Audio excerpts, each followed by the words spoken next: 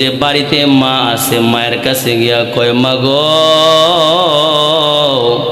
আমি তোমার সন্তান, তুমি আমার সারা জিন্দেগি ভর যতদিন দুনিয়াতে এই পর্যন্ত আসি তুমি আমার খেদমত করে গেলা, আমারে রান্না কইরা খাওয়াইলা, আমার কত খেদমত করলা গো মা, কিন্তু আমি তোমার কোনো খেদমত করতে পারলাম না।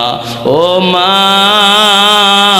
এখন তো আমি তোমার কাছে শেষ বিদায় চাই গো মা,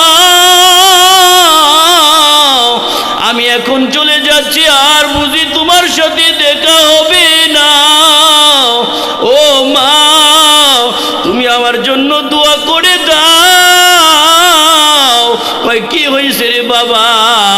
কয়, মা গো, অমুক জায়গায় এমন এমন ঘটনা ঘটছে, তুমি কি চাও তোমার সন্তানটা হত্যাকারী হইয়া আল্লাহর কাছে দাঁড়াইবে? তুমি কি চাও আমি জাহান্নামী হইয়া দাঁড়াইব? তুমি কি চাও? মায়ে কয়, না, আমি তো চাই না।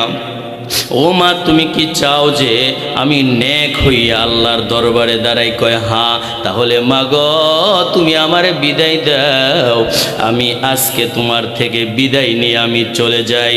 আমার ওই জায়গায় ফাঁসির রায় হয়ে আছে আমিরুল মুমিনিন হযরতে ওমরের দরবারে, ওই জায়গায় আমার ফাঁসির রায় হয়ে আছে। মা, আমার বিদায় দাও।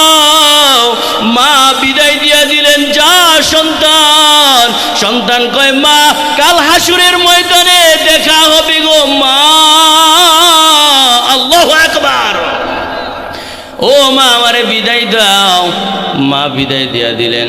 এই যুবক মদিনার মধ্যে গেলেন।